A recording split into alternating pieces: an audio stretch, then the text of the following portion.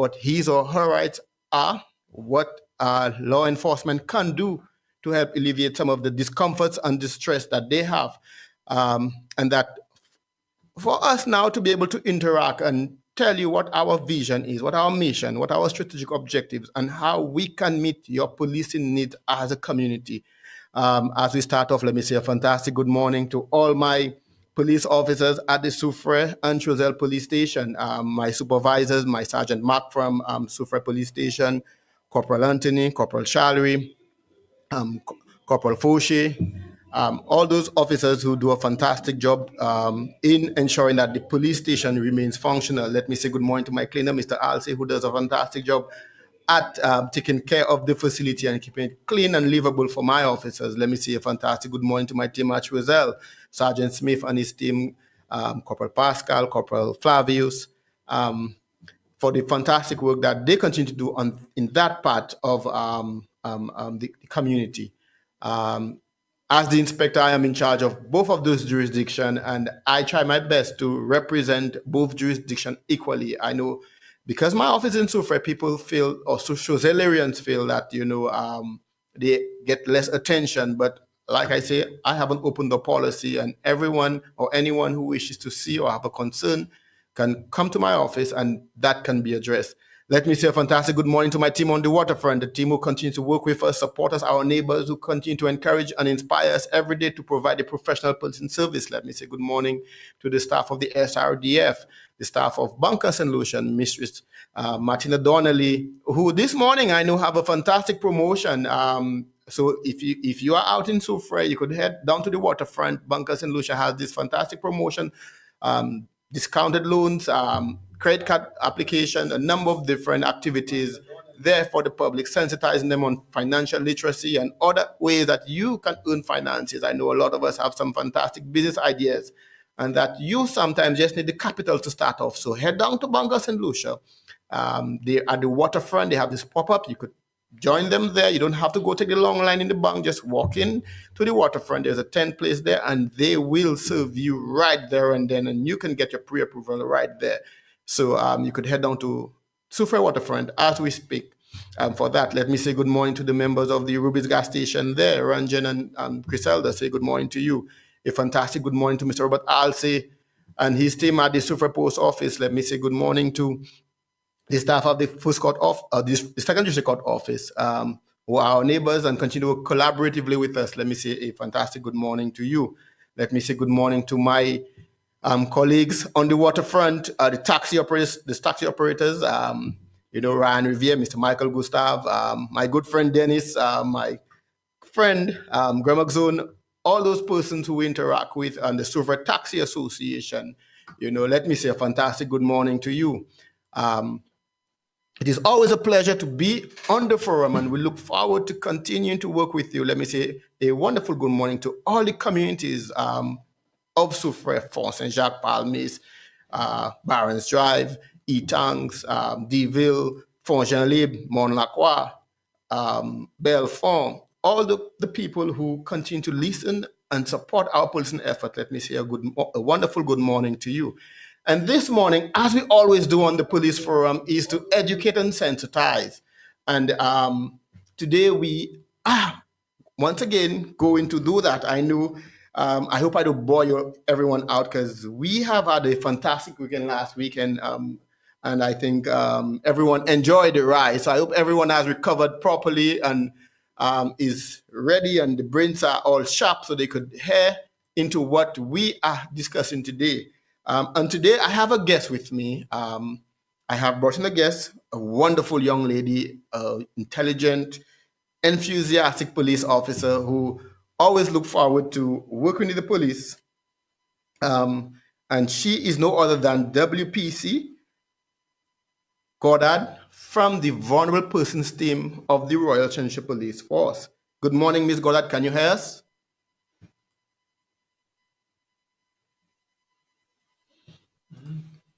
Ms. Goddard, good morning. Can you hear me?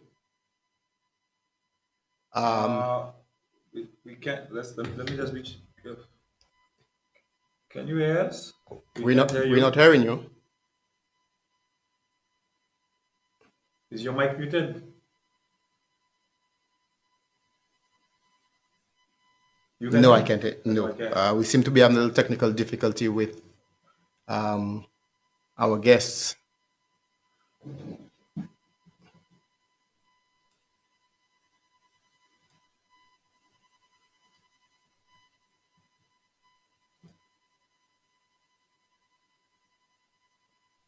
Oh, hold on, eh? Tell her, hold on. Let me see that. Hold on, Miss Goddard. Hold on. Um, can you? Good morning. Can you hear us? Can you speak now, Miss Goddard? Oh, we still seem to be having a little Hold technical on. Just difficulty.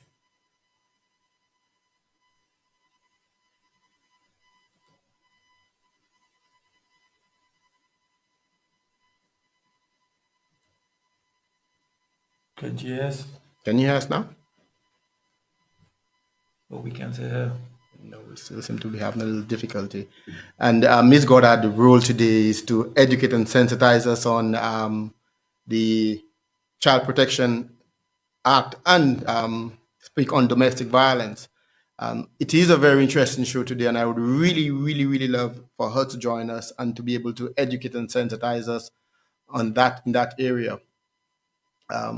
So we're just trying to rectify and remedy that. So Oh, she logged out, so I guess she's gonna log in back. So Go while ahead. she attempts to log back in, basically the objective of this show today is really to try to sensitize the public on child abuse and what the various pieces of legislation speaks about child abuse and how we can prevent and protect the child. Um, Today, her focus will be on two pieces of legislation, really.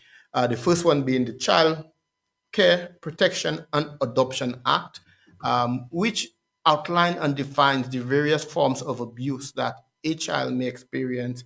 And also, she'll be speaking on the Domestic Violence Act, which speaks about child abuse. So, what we have seen in recent times is a lot of our young people, especially in the Sufra area, I have seen quite a number of young persons um, who on a daily basis, and as we get ready to for school on Monday, we see a lot of young persons who are at or are of school age are being on the streets during school hours um, without without a justification as to why they're out of school. And it is important that parents understand that what the law says as relates to children and the age where they are supposed to be in the school and what the law says about that. Because what happens if we are not able to take control of those young persons at a tender age? We If we don't give them the foundation, which is an educational background to be able to be gainfully employed and gainfully productive, then eventually they will become our problems. And what bothers me is when parents now accept and do not do what they're supposed to do, and allow those children to be out on the street.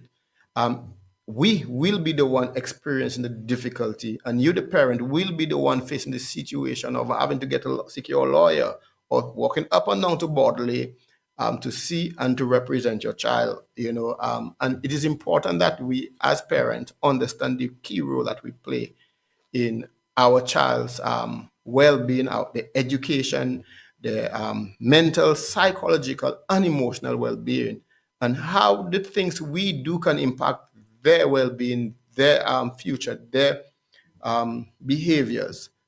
So it is important that we understand that and we try our best to do what we are supposed to do as a people. And I will just Now we can say we still can't hear you, Miss Gordon. Miss Goddard, for some reason there seemed to be some difficulty. but she can hear us Yeah, clearly. you could hear us Check to see clearly. if your mic is muted. Your mic. Check to see if your mic is muted. It's not. No, it's not muted. Uh, Yeah. So it's obviously it's on your end. We apologize for that. oh, wow. Yes. Can you touch base for manners and see what you can do? Yeah. All right, so Ms. Goddard, we'll try to remedy that. For some reason, we seem to be having some difficulty with the your audio. But while we wait for that to be rectified, what I will do is basically speak on, well, draw reference to what what the Domestic Violence Act speaks about when it comes to abuse. And I think it draws reference to a number of areas as it relates to the child, and again, I know we had a show that spoke extensively on domestic violence and abuse, and how it, what offenses are created. And the Domestic Violence Act speaks of the various types of um, domestic violence, and then I will expound on the definition of domestic violence, um, and how it impacts and affects a child. So the definition of domestic violence, based on the Domestic Violence Act, it says domestic violence in relation to a person means any action which harms, injure, or endangers health, safety, life, limb, or well-being, whether mental or physical. And that includes, and it's important that we know that, that it includes threats of physical abuse, because we believe that domestic violence is only when we physically hurt somebody, right? But it is more than that, right? There did not be the physical assault of the person, but it speaks of the threat of physical abuse, um, threat of sexual abuse, emotional abuse. And, it is important that we understand that sexual abuse, what is sexual abuse? Um, for one, we know that under the criminal code, a child under 16 cannot consent to sexual activity. So, irrespective of whether the child makes the advance, you as the adult should understand that that child cannot and should not engage in sexual activity. So that can be identified as a form of sexual abuse. Would you try WhatsApp? Maybe she can call via WhatsApp. Um,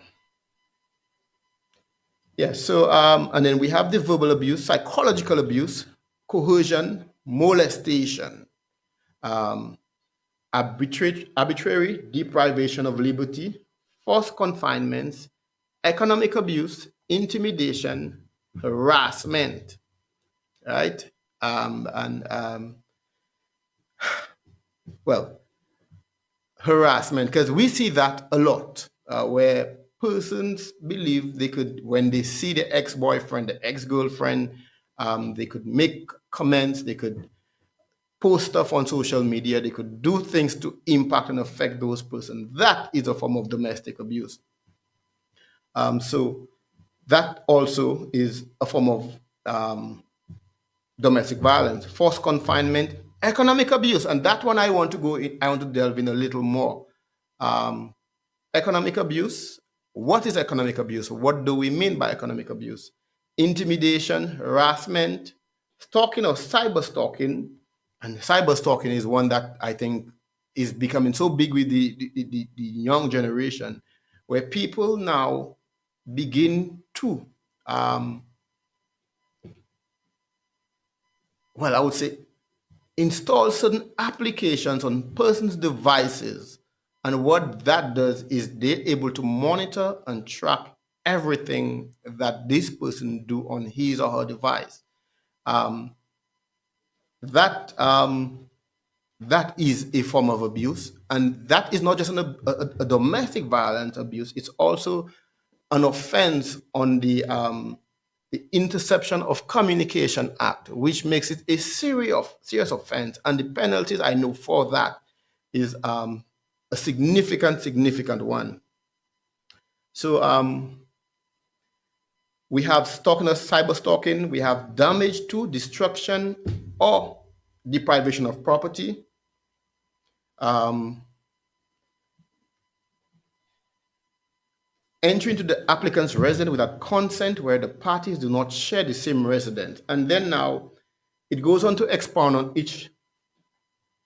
It goes on to expound on each of the various areas, that well, it expands on the various definition, and we look at economic abuse, and from a child perspective, it makes reference to the child on a number of occasions. So, economic abuse means the avoidance of financial obligations owed to a person, including a child or dependent of the person. So, again, a lot of fathers, we have a lot of parents out there um, who deliberately do not play the part in supporting the family, supporting the child, and sometimes to even to get what or to make that contribution, they want to have well, maintain that sexual relation with the mother, and they say to the parents, if they cannot get that sexual relation, then as a result they don't contribute, and that is a form of abuse, and that one is economic abuse. It, again, it speaks an act which coerces, exploits, or limits the financial resources of a person, child, or dependent of the person. Again, it says if when an act which coerces, exploit, or limit the financial resource of a person, a child, or dependent of that person. So we have family members who themselves receive money on behalf of the child and they do not make that contribution, right, to that child. That also is a form of abuse. In Hi. relation, hi, good Okay, morning. so you guys are hearing me now. Thank goodness, and we're hearing you right now. Good morning. Good morning. I do apologize for all of the delay and the difficulties this morning. Sorry about that. What we don't know is whether it was on our part or on your part, but No, we knew it yeah, was good over here. but we're happy that you are able to join us. Yes, thank you. Yes, so once again, let me say a fantastic good morning to WPC Goddard of the Vulnerable Persons team. She's our guest today, and she will be educating us. I was struggling here, Miss Goddard, trying to do your job, explaining Yeah, to the I, yes, yes. But I heard you touch on domestic violence, the meaning of it, and you did fairly well because you actually were able to say and explain what it really means for domestic violence to take place in a home. yes. Uh, So yes, yeah, I can commend you on that. You know your stuff. thank you very much. So since you're on with us, let me say good morning to you, and let me just ask you to introduce yourself to the listening public. We have quite a large listening public out there, both locally and in the diaspora, who on a daily basis listen, and they appreciate the work that we do as a police department in educating. So, can you introduce yourself as one of our vibrant young police officers, and where do you work, and what do you do? Your service? How long you've been in the organization, and what is the role of the vulnerable persons team? Good morning to all. I'd like to just extend a warm greeting from the Vulnerable Persons Team, Southern and the Northern Division this morning. I'm Constable 417, Goddard Flavius. I have been a part of the Royal St. Lucia Police Force for about 7 years now. And like Inspector Renee mentioned, I work at the Vulnerable Persons Team within the Southern Division. And what we basically do, we deal with matters of a sexual nature as well as matters concerning persons who are in a vulnerable position, such as our elderly, our children, persons who have cognitive or mental impairment. We deal with matters of a criminal nature concerning those persons in our community that are in a place of vulnerability. So that's just a brief on what we do. Um, so Inspector Renee invited me here today to just speak a little bit on child abuse, and the acts that we're going to touch on today are the Child Care Protection and Adoption Act, as well as a little on the Domestic Violence Act. Okay, so I think that was a mouthful. Yeah, yeah. So yeah. So how long have you been with the vulnerable persons team, Mrs. Goddard? I've been in the vulnerable person team probably going on 4 years, I believe. Oh Yes. yes. So how has it been working in that unit? Because for me, I believe I will not be able to work there, given that the nature of the matters you deal with. Tell me, from an investigative perspective, as a officer working in the unit, how is the job of officer, and how does it impact you? Because as a parent, as a sister, as a friend, you guys have to interview persons who go through some very violent, very traumatic experiences. So tell us a little about that. What is it like working there? Well, when I first went into the vulnerable persons team, I was a little bit like a fish out of water. I'll be honest with you. Um, Especially when you have not had the experience with dealing with certain matters, you do feel like, am I able to speak to this person? Your sympathetic scale goes way up, and sometimes it comes in the way of the job. So as time goes by, you have to learn to keep your emotions and your feelings to yourself so you can actually get the job done. Um, it's really tasking. Sometimes at the end of the day, your head feels full, I'll be honest, because you look at your family, you look at your children, and you realize this could happen to anybody. And you even come to a point where you start looking at the persons around you differently because you realize anyone is capable of anything. And because of that, yes, because of that, you have to put yourself in a frame of mind where you could separate work from home and personal life. Otherwise, it would mess with you mentally, for the lack of a better way to say Yeah. it. So tell Yeah, me, can you really separate? Because I understand the way the vulnerable persons team work. So although at the end of the day, you guys are in the office sometimes during the course of the day, however, you are always on call, and at any yes. point in time, a report of an abuse comes. You know, you guys have to leave whatever you're doing and respond to that. So, are you ever, is there ever divide between your personal and professional life, and how do you manage that? To be honest, the divide is a very, very thin line. It is a very thin line because, like you said, we do have to drop everything and go at times. So you cannot really make too many plans when it comes to your personal life.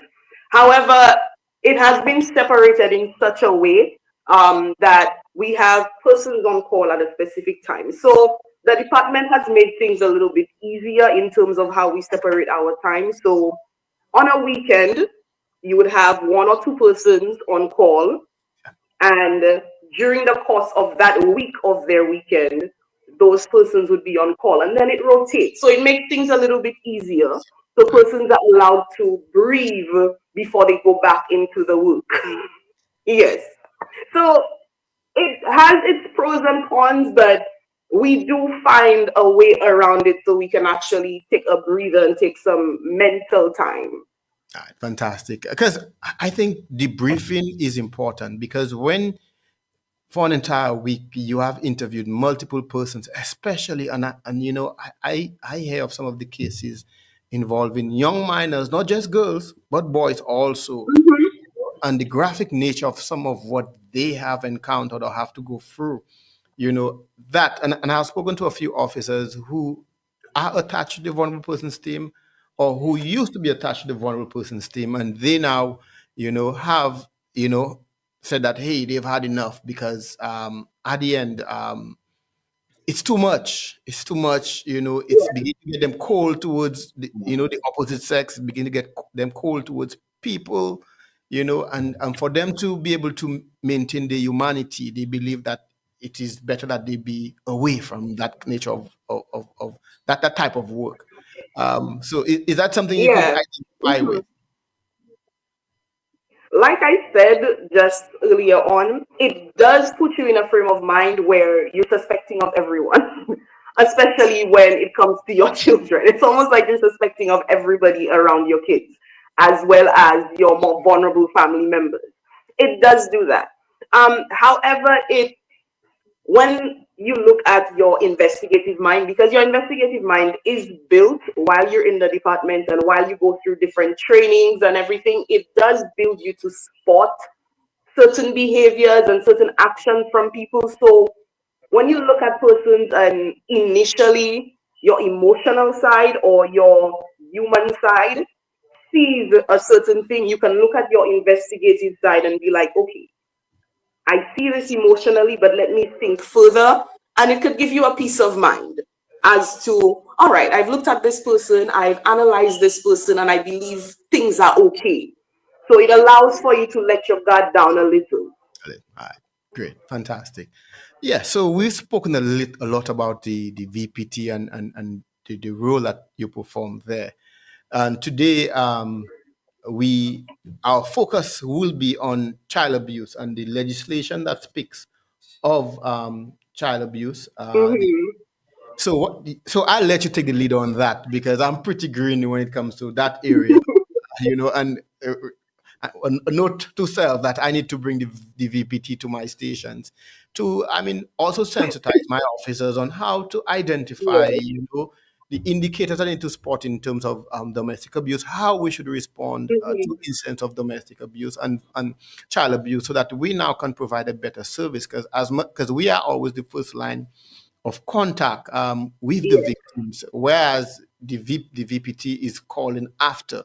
But we are the ones who are supposed to be the first line of contact. The information would come to us, we would respond and refer it to you guys. So it's important that we now understand how to deal with those situations, what we need to do, how we should treat the victims so that we don't further victimize them, given that, they have gone through a traumatic experience. So the do's and don'ts. So yes, so I am just putting that in there that I will need you guys to come to my station soon to do that. But tell us on the topics: domestic abuse, what the access, the legislation, what governs it, what are the Mm-hmm. offenses, and how parents and guardians can be held accountable, for infractions as relates to domestic and child abuse. Okay, so sure, we can go into that. So first off, we need to understand what a child is because I realize a lot of persons have a misconception that because the age of consent Uh-huh. is 16, Mhm. that is the age of adulthood as well. That is not so. Mhm. According to the Child Care Protection and Adoption Act, a child is any person under the age of 18 years. Wow. So until your child has attained the age of 18, you as a parent or guardian, you are still responsible for that child. Wow. You are responsible for their care. You are responsible for their mental and emotional well-being. You are responsible for their education Wow. and And even their medical needs. yeah, because the thing is, sometimes we hear the people or the parents say, "Yeah, go on farm or yeah, go yesterday go on and that Yes. thing, and Mm-hmm. for them they wipe their hand off because they feel that, hey, that's not my responsibility anymore. Because the child has a boyfriend and maybe the child is engaged in sexual activities. They feel, yeah, go on farm, yeah, go on, Mm-hmm. and as a result, they Yes, wipe their hands off. But what you are saying is, until they are 18, the parent or guardians are fully responsible for them, the very education, much so. the harboring, their meals, everything. Yes. Very much so. And parents and guardians would be anybody responsible for the task of the care of that child. Your biological parents, foster parents, adopted parents, any responsible person who has been given your care is responsible for you until you are 18. And that is what we need to understand as a society. We need to know where the line between adult and child starts and ends. So moving on from that, we are going to touch on a few types of abuse today. Mhm. There's the obvious ones: physical, sexual, emotional, and neglect. However, there are a few others that we tend to forget about, which is the medical abuse, that is neglect of medical care or just disregarding the medical care of a child because we think, okay, it's not that serious. Okay. Or financial abuse. We think we cannot financially abuse children. You can financially abuse a child, and I'll explain how. And we also have verbal abuse. Some of us say some very unsavory things to our children. Yes. So those are the few types we're going to touch on today. And neglect is something a lot of parents do, and we do not realize it. Sometimes you leave your child at home, you're staying just for a few hours, you go in and get something done to come back, and maybe Yes. when you come back, something has already happened to that child. Yes. Yeah. And we see so many times, especially in house fires, you hear that the Yes, parent or somebody, the guardian or the parent just left for 5 minutes and left the child sleeping with a pan on the fire, right? yes. Right? Nobody in the house. And then they go down the road and they meet their Mhm. friend, engage in long conversation. The food Stand dries and on the talking. fire, right? The food Hmm. dries on the fire, the house catches fire, and that poor child is roasted in that building And the because, child is in there. yes, so, and Negligent. negligence. And the sad thing is, as a police officer, you too now feel it's a difficult pill as the investigator because you, on one hand, have a victim who's a child who has just, because of the neglect Mhm. and, of the parent, you know, is dead. While you have a parent who is now suffering from the Apparently, is suffering, and then you still yes, have to hold them accountable. Yeah. accountable. It's as a police is one of the most difficult jobs that you have to do because you now have to separate your emotion because as a parent you too can identify with you know Yeah, how the parent would feel in that situation, yes, and they're already blaming themselves, and then yeah, now they have to deal with it's, the it's law the law. for Yes. taking accountability for their actions. Yep. And that is where the criminal code comes in. There are offenses of neglect, offenses of reckless endangerment, Yes. harm to a child. All of these offenses would come up depending on the circumstances. Definitely. Yes. So we're going to just straight back a little bit. We'll speak on, let me give you the definition of physical abuse as Mhm. it comes from the Child Care and Protection Act, right? Right. Mhm. Yeah. So according to the Child Care and Protection Act, physical abuse is the occurrence when a child is purposely physically injured or put at risk or harm by another person. Now, it does not just say an adult. A child doesn't only get abused by the parents or guardians in their life. Children can get abused by each other. Children Mhm. can get abused by teachers. Children can get abused by just about anyone around them. And we have to take note of that. Not every child who is abused comes from the home with the abuse. Mhm. Sometimes you send your child to school and you think your child is okay, and they're not, because we do have some persons in authority who take advantage of the vulnerability of our children.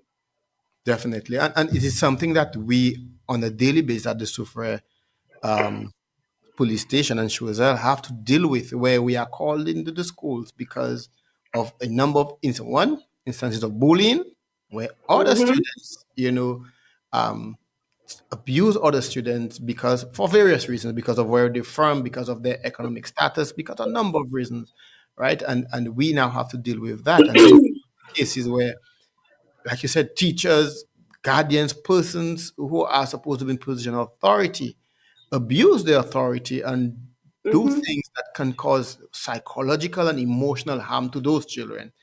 So I'm happy that you are expounding on that so that people understand that, the way you speak to a child can amount to abuse and that you, as a teacher, Very you, much so. as a guardian, can be held accountable. Now, what you just mentioned, that is where the aspect of emotional and verbal abuse comes in, because look at this definition.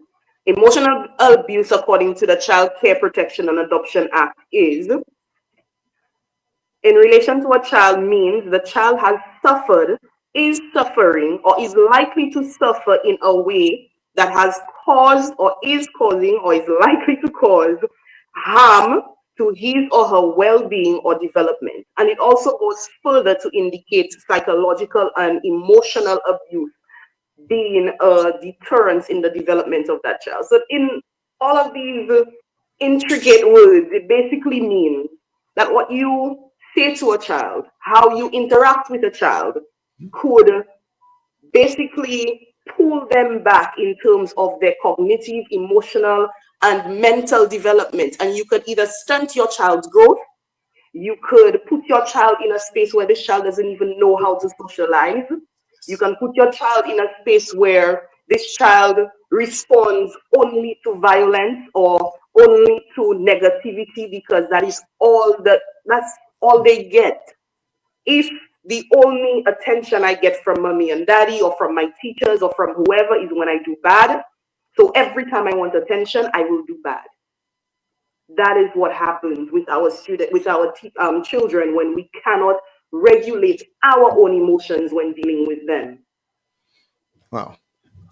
Now, because I mean, for me, I have my kids, and then one thing I always say is I never shut them out. I let them speak. I Mm-hmm. correct them if I feel they get out of line, but I always allow them to speak because I don't want to shut them out, right? I don't want to shut them out. But you look at some of the environment, and I believe children are a product of their environment, their socialization, you know. And I always say a child growing up in an environment where every day they are hearing the violent music, they're hearing the insults and the negative talks and negative behavior, that will appear normal to them, and they will begin to Yes, practice very much will. what they are. And it basically tells us that there's so much we need to do as a society in raising our children and raising and how we build our community. What do we expose our children to, and what happens is this cycle continues because that child now who has grown up in that environment is socialized into that habit, and to Yes, him or they her do. Yes, they are. to him or her is normal, and begins to react to his or her child in a similar manner, and the cycle Yes. continues. So the Yeah, question it's is, just a reoccurring cycle. It just goes the on question is and on and on. how do we break that? How do we stop it? What do we need to do as a country to be able to change the tide as it relates to how we desocialize our children into those behaviors, practices, and habits? So, Now, first off, those are questions. I know you can answer the question, yeah, so I'll just put it out there. first off, what we're doing right now is a start because before you could reach the children, you need to reach persons responsible for them. You need to reach the parents. You need to reach the schools. You need to reach the adults in their lives to say, hey, if this is how you are dealing with this child, you need to revise this and you need to look at a different option. I'm not saying you baby your child for the lack of that's how we frame it in our society. You don't need to baby your child. You don't need to make yourself less of a parent, but you find alternative ways other than just the negative reinforcement or having your child in certain environments, like you mentioned. Um, what we do in the vulnerable persons team, we have what we call our lectures and community outreach. So what we do, we go to the school to speak to students and teachers as to what the law says, um, what exactly it is expected of them when it comes to the care of the children. We speak to children about what their own behavior is supposed to be, what is right and what is wrong. And we start as early as preschool, so they know what exactly is supposed to be happening in their homes, what exactly is supposed to be happening in the schools, and encouraging them to speak on anything that is not quote unquote normal.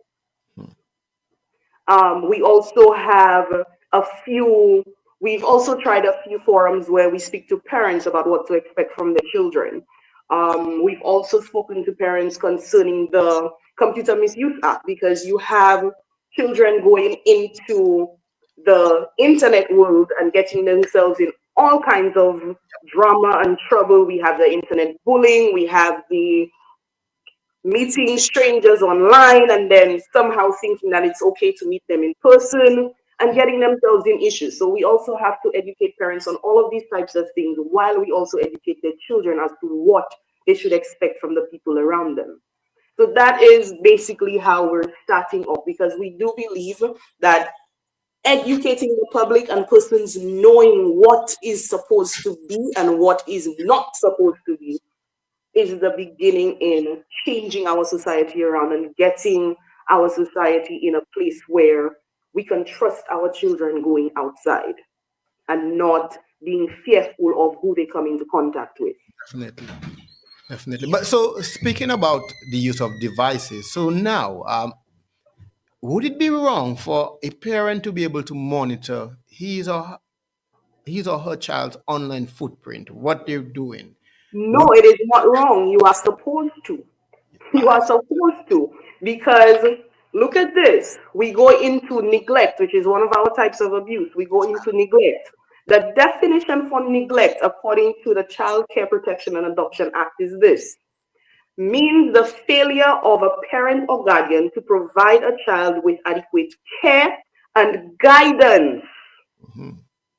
So you need to be able to guide your child in each aspect of their lives to ensure that they are being directed accordingly.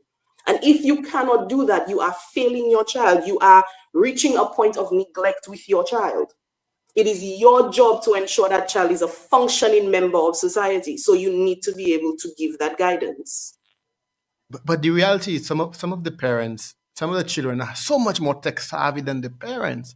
True. How do That you is think very true. when you believe you put some parental control on that device, then that child goes and click, click, click, click, click, and then he then override that, and Now, that is when I know a lot of us as parents, we work, and some of us work very odd hours, like persons in hotels, police officers, fire officers. We don't always have the time to look at what our children are doing. However, I do believe that no child is supposed to have a device that you, as the parent, cannot mirror from your own phone so you could see what exactly it is that they're doing, what they're searching. There is an app that you could use to mirror your child's phone to yours, mirror their devices to yours so you could see what they're doing.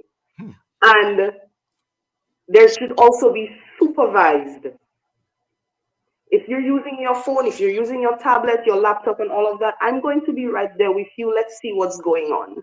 What are you looking at? Who are you talking to? What are you doing? Even if you cannot sit right through with them, off and on you pop in to look at what they're doing. They're going to be pissed off at you for it, but part of being a parent is you have to have the guts to see your child angry at you for their own well-being. definitely. So now that just brought in a fantastic idea because, like we said, most of the parents don't know or would not know how to be able to, especially like you said, mirror their child's devices. They go and they spend so much hundreds, so many hundreds of dollars to buy that device. Yet still, they just hand over the child, and that child had carte blanche, Yes. access to all kind of thing. Is it something that you think we could discuss with our cyber lab? Maybe to have some promo, some pop-ups in different community and say, hey, we are coming to whether it's dairy so or whether it's soufre or whether, and then now parents can come with their children and then we could teach them how to do that kind of activity, how to be able, or we could install the device for them and then now teach them how to use it, or or even create some awareness, on what can be used and how to do it so that they now can control their child's device and they could know, what exactly that child is doing. So I think it's a fantastic idea. I think I'm going to have Mr. Kami come on my next show, That sounds great, because we need to start protecting our children, protecting our society from very early, because things are getting very bad in St. Lucia. Things we never thought we would see are beginning to happen. Yes. Yes, continue, Ms. Goddard. All right, so we just dropped in on neglect, but like I said, yes, the neglect is basically the failure to care for your child and give guidance. We're going to go into one that is very prevalent, that is the sexual abuse. Sexual abuse basically speaks for itself. The name basically speaks for itself.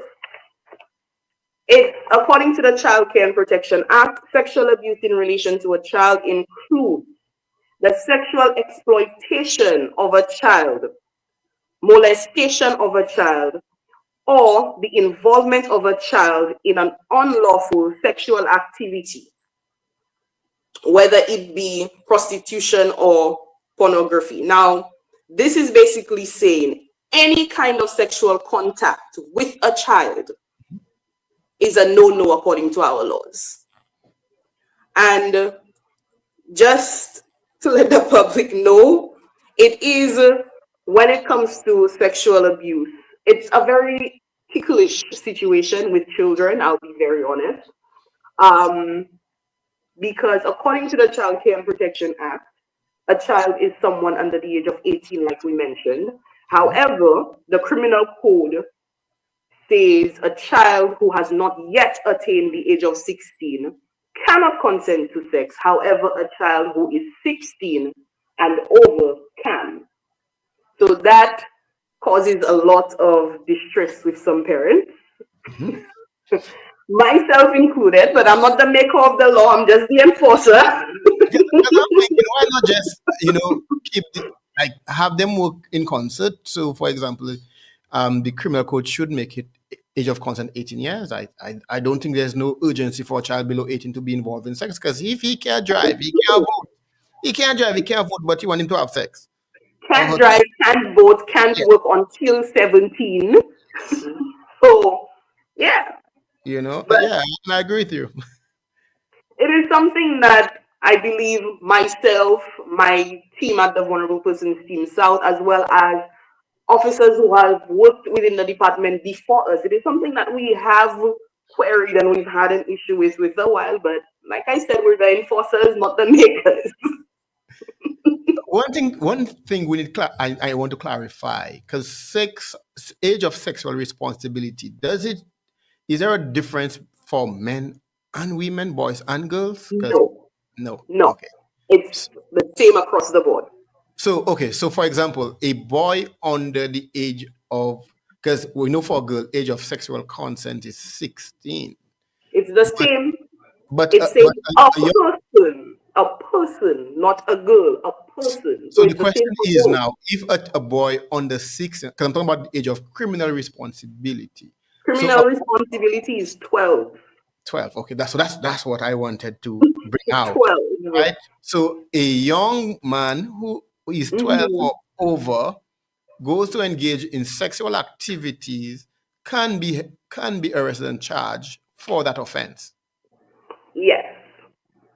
So the young boys we have who are going to have sex with other young girls, all right, whether you call it, mommy, daddy sex or whatever you want to call it, you have to understand that you could be held responsible and you could be charged criminally for that offense.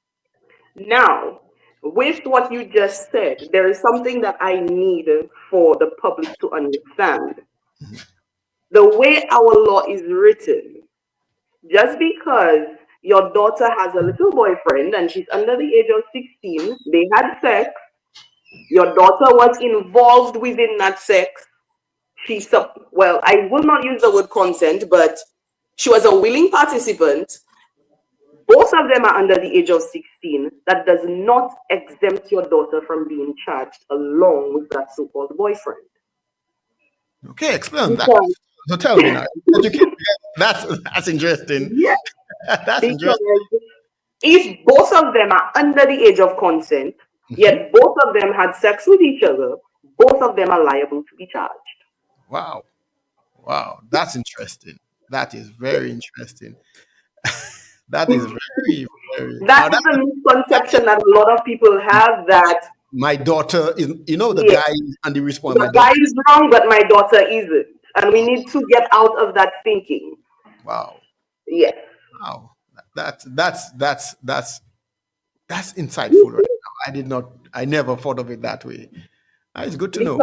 The law doesn't just speak of men doing wrong to women. It speaks of persons doing wrong to each other. Yes. It's not a one-sided thing. And we need to understand that as a society, the law is not to protect one group of people, it's to protect all people. That's good. That's good to know. We know we're talking about equality, A lot of the time when we speak of equality, we speak of it in terms of how it affects women. But we need to realize it's not just about women. Equality goes across the board. It's for men and women, especially when it comes to crimes of a sexual nature. We tend to forget that men could be vulnerable too. Boys could be vulnerable too. Yes. Great. Great. Great show. Great. I mean, wow. I'm learning. After 25 years, I'm still learning, boy. That's good. But just to close off the sexual aspect of it, children, we have different types of sexual offenses that would include children.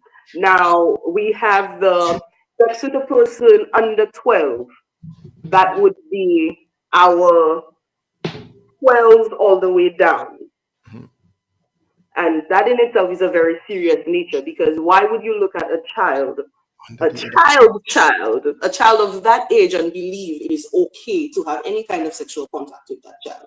So there is a law for that aspect of it. There is sexual intercourse with a child between 12 and 16. That is a child from 12 up until 15. Now, there is also the aspect of rape. Rape doesn't always mean non-consenting sex between adults. You can rape a child as well. So even if there is a breakdown of ages, depending on the circumstances, it could amount to rape and not just sex with whatever the specific age is.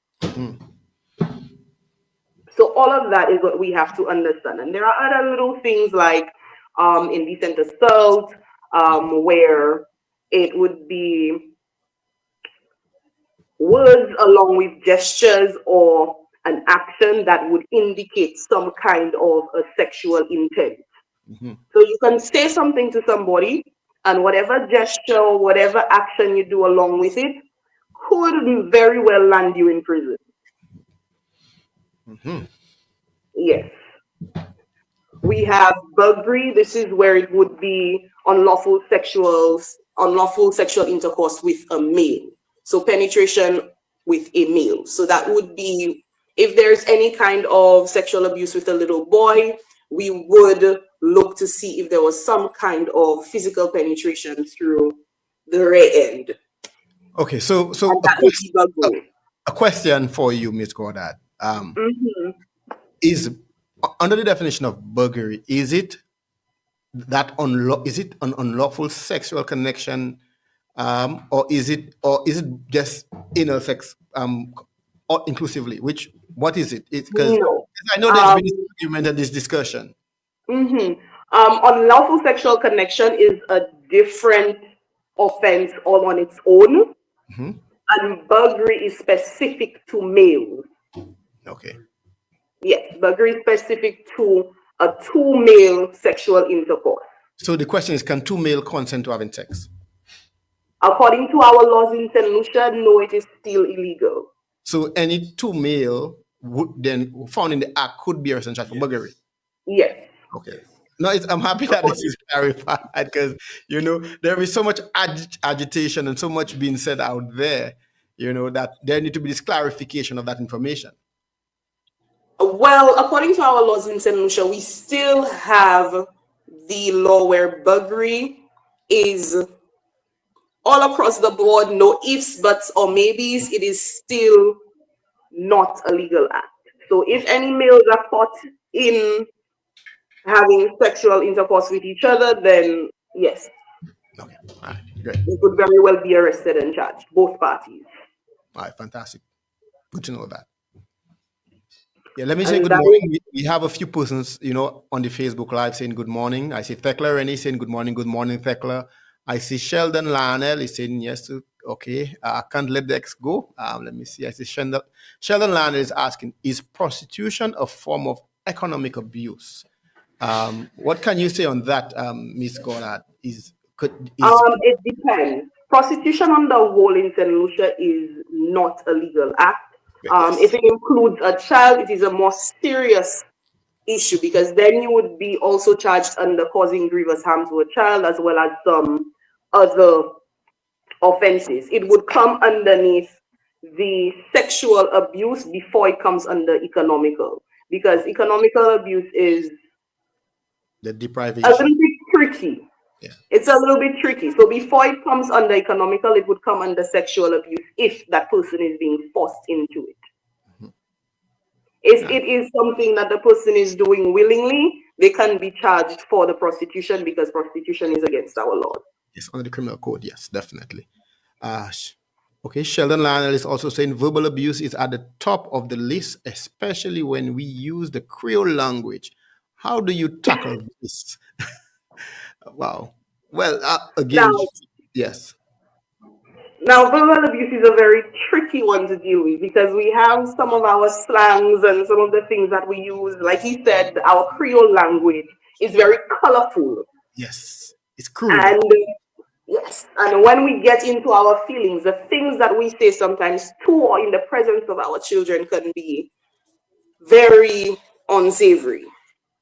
Yes. Now, again, this is where educating the community, educating our society comes into play, where we let parents and we let persons know that there are certain things you do not say or do in the presence of your child, because that can amount to your child being pretty much a nuisance to society, because what they see from you is what they will emulate. So the Mhm. words you use and the things you say, they will repeat it in the schools, they will repeat it on the street, they will repeat it to their friends, and it just spreads out. So we need to know and understand that, hey, we as the adults in society, we as the persons responsible for the well-being of our children, need to realize how we speak in their presence, how we speak to them, can shape them. So that is why we're doing these types of community outreach, where we do the forums like this show right here, as well as the lectures and the um, community council meetings and all of these types of things, to educate people as to what is expected and what would cause for the better or the best way to bring up your child. Right, fantastic. I see you, Doxia Gangadin Jules is saying, hello, excellent topic. And she's also saying, I hope you have a large listening audience because as a healthcare professional, these topics are extremely important, should be discussed at the school. And I agree, those topics should be discussed because I'm sure she, as a healthcare practitioner, would be coming into contact with a number of those persons who are victims of abuse and who would, experience that level of abuse. So Oh yeah. it's quite prevalent in our society. And I always say to people, we have my experience have taught me that we have a lot of broken people, and their brokenness is exhibited through the way they behave. And sometimes we say we don't know what's wrong with that boy or what's wrong with that girl, and why is he so violent, and why is he doing this, and why is he doing that, not understanding that over the years he or she has gone through so many traumatic experiences that he or she does not even want to talk to. They have lived certain situations that they don't even appreciate life. They don't appreciate themselves. They don't appreciate the humanness of themselves. And as a Yeah. result, they believe that the world That is against very them, true. that's their way of responding and behaving. So yeah, it's important that we now develop systems and mechanisms to be able to identify those persons and then now create that program that could help try to fix them because a lot of them are broken. And I could tell you, I have spoken to a lot of the young men and the young women that came into our care.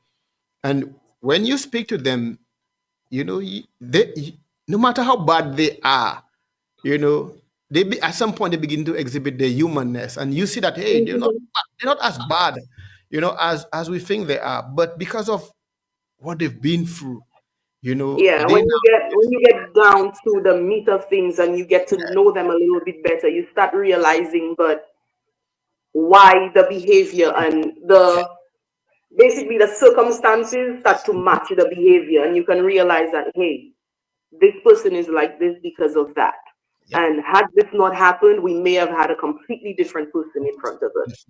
definitely. And that is why I believe we need to understand the signs of Yeah. this of different types of abuse, because if you would see somebody walking around and that person could have the biggest smile on their face, and this person, like you said, is broken to a point where they themselves aren't even sure that anything within them can be repaired. Mhm. And that is what, yes, that is what we as a society need to do from early on. We need to start with our children so we do not have a broken society generation after generation after generation. And it's not just the girls, we have quite a number of young boys too Mhm. who have gone through some very traumatic experience. They've been abused by some of the most prominent people in our society, That is true. A lot because of our boys, yes, sorry, go ahead. and it's primarily because of the economic status. The children don't have the food, they don't have the clothing, they want the stuff, they want the things, and then those persons who are in those position of authority, they take advantage because, hey, I'm gonna give you this, but and they take advantage of those children, and they damage those young boys, they damage the young girls, so that in the end Yes. they lose their self-worth and self-value. Now, what you were just touching on right there, that is where the economical and financial abuse comes in. Because you cannot have young children, whether it be male or female, in the society and persons responsible for them are not taking their financial and economical responsibility serious. And those children have to look elsewhere to be cared for. That in itself is also a legal problem because the Child Care and Protection Act does mention that, where it states that economic abuse in relation to a child means a child has suffered or is suffering or is likely to suffer or or is likely to suffer in the way of causing, is likely to cause harm or, oh wait, sorry, I was reading emotional abuse. I do apologize. Financial abuse is behavior where a child is being pulled away or the child is being controlled with finances. So you would give the child, how should I say this? You give the child options. If you do this or you don't do this, you're not going to get this. And this is something that the child needs.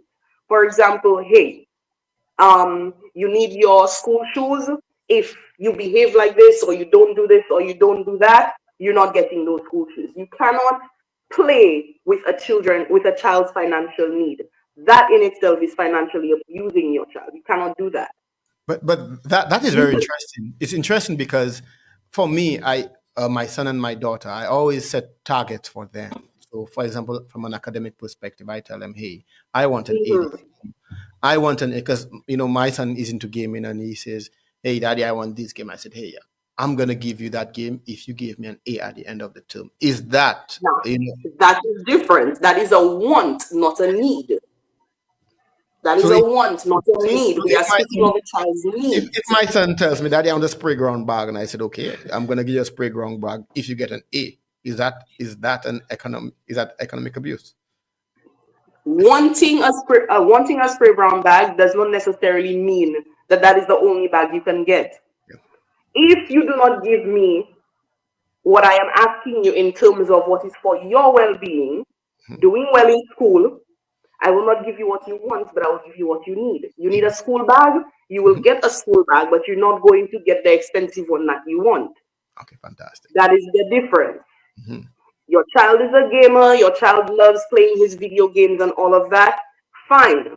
That is not a problem. But you can, okay, do your work and you can get this. However, telling a child that they cannot get their needs, which would be food, clothing, shelter, Mhm. and water, and that kind of thing, their basic needs for living, using that as a crutch to control your child is the problem.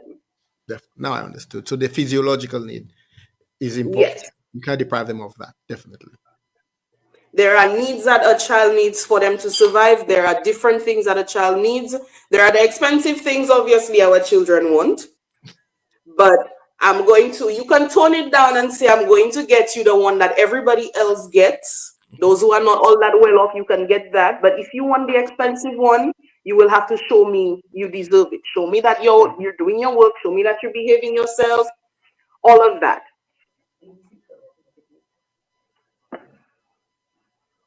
And if we come to a point where we can understand the line between punishment and need, that is where we need to realize what the difference is. Because a child's needs doesn't necessarily mean they want.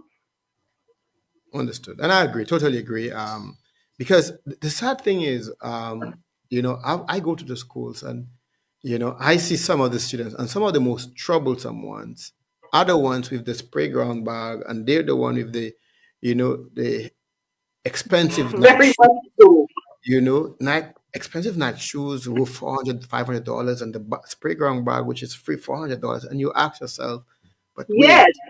wait, how does that bag or shoe contribute towards your educational well-being, or because and it's crazy, and some of the families who are sending children with that, those who can't afford, Yeah, because another thing within our society, we like to show off. We like to show people that yes, my child can have what your child have too, but you are not in a financial or economic state to give that to your child. yes, There's nothing wrong in not being able to afford certain things. There's nothing wrong with that. Not everybody is at the same financial standing, and that's okay.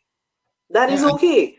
and If what I see is parents now are beginning to make that big mistake in defining what loving a child is.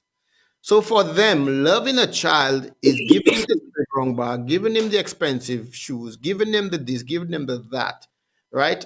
And in the process of trying to acquire that, they're working three, four jobs, they right? don't see the child, They're never at home. They don't provide that psychological and emotional support to that very child, right. right? And Mhm. they say, "I love my child. I give him everything." I No, gave him everything I did not have when I was his age. yes. Yes. That is not loving a child. That is spoiling a child. Loving a child is letting him understand, hey, this is what I can afford. I am working to make ends meet, but the provide being home to welcome them after school, helping them with the assignment, you know, talking to them, understand how was your day, what was the highlight of your day, what exciting stuff happened, what happened Hmm. today, understand what they're going through. That having that bond with your child where they can open up and tell you, hey, I have a girlfriend, I have a boyfriend, who the girlfriend boyfriend is. That is what loving a child is, not Hmm.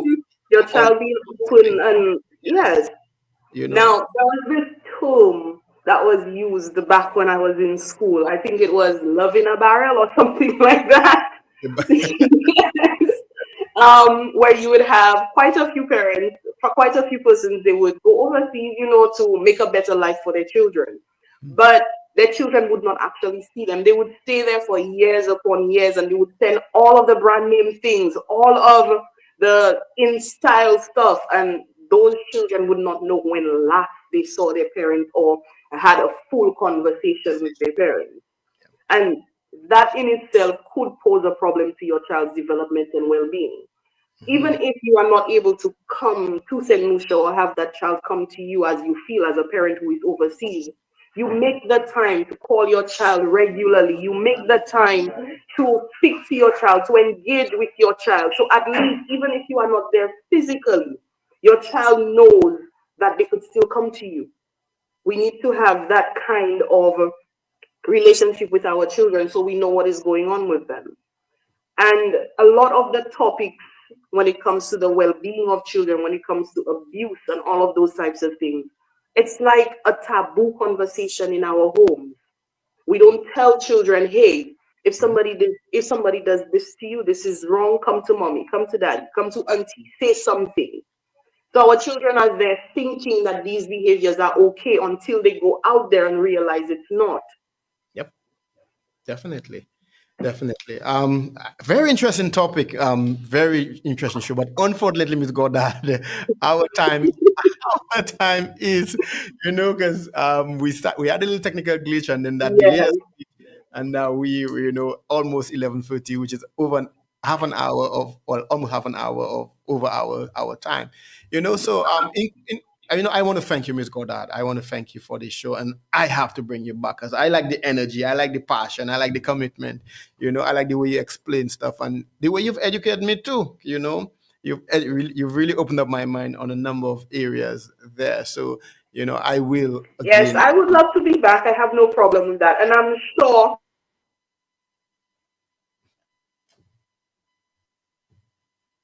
Wow. I realize you're breaking up, Miss Goddard. he's very knowledgeable on the topic. Yes, you broke up. You broke up for a short while there. I don't know what happened. So could you just repeat what you said there? Oh, I was just saying that I would be very happy to come back. There's no problem with that. So we could finish up everything and I could give a little bit more information and, give a little bit of insight as to what to look at and what to expect. I also believe that my sergeant, Miss Martin, would be more than happy to join in as well because she has a little bit more knowledge than I do because she's been at it for quite a few years. So, yes, that could be arranged, not a problem.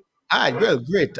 Great. I worked with Miss Martin in my junior years at the CID in Beaufort, so I know she too is quite experienced in that area. It looked like we've lost Miss Goddard again. Well, however, we are coming to the end of our show, and let me just thank everyone for joining us on the show today. I think it was a very educational show. I think it was a very important one for us to continue to educate and sensitize because school is opening on Monday, and I could lay it out to the parents, out there. I have seen too many young boys, you know, on a daily basis out of school, not doing what they're supposed to do, and the parents, no parent.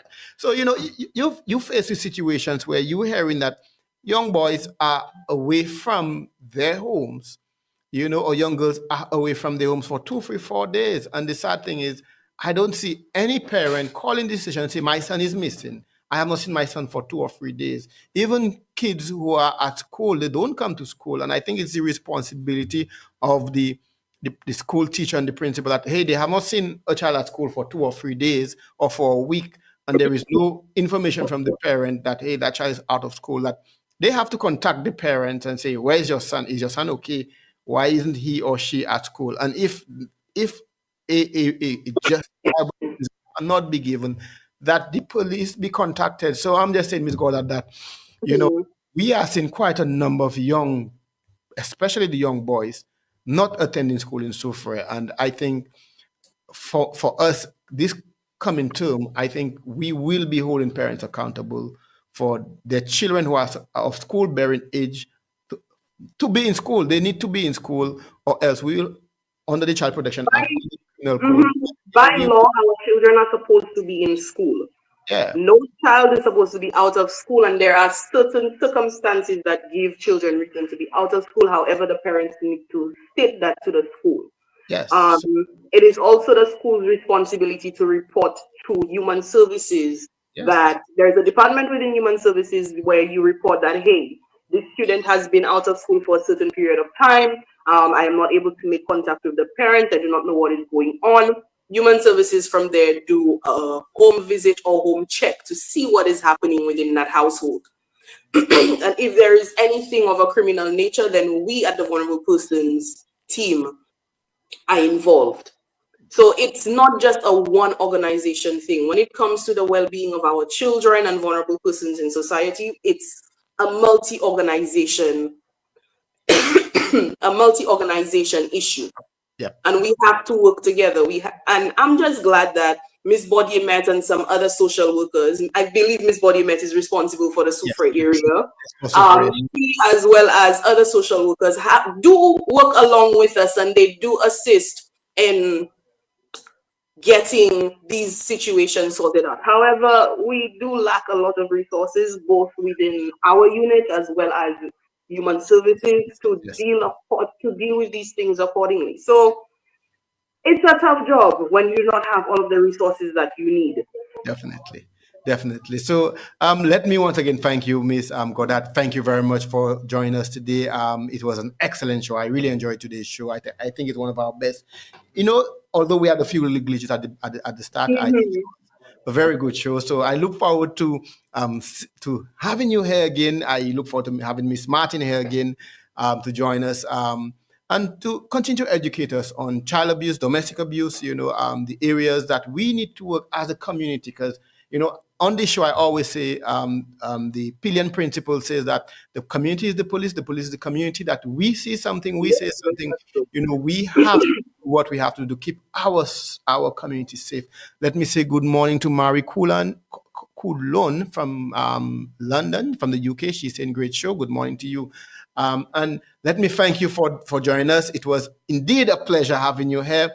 Let me highlight to the members of the public that our community, we are responsible. If you say something, contact the police or contact law enforcement via the police tip line 555. It's a toll free, just dial 555. Somebody will answer the phone, and any information you have about a crime or violence, something that is happening that you need a response to, the police will provide that response. We also have the crime tip line, which you can download on your iPhones or your Android phones. You could download the app, and then you could provide information anonymously, and I could guarantee you a response will be provided. So, however, we need to understand that the 555 does not replace 911 and 999, which are emergency lines, right?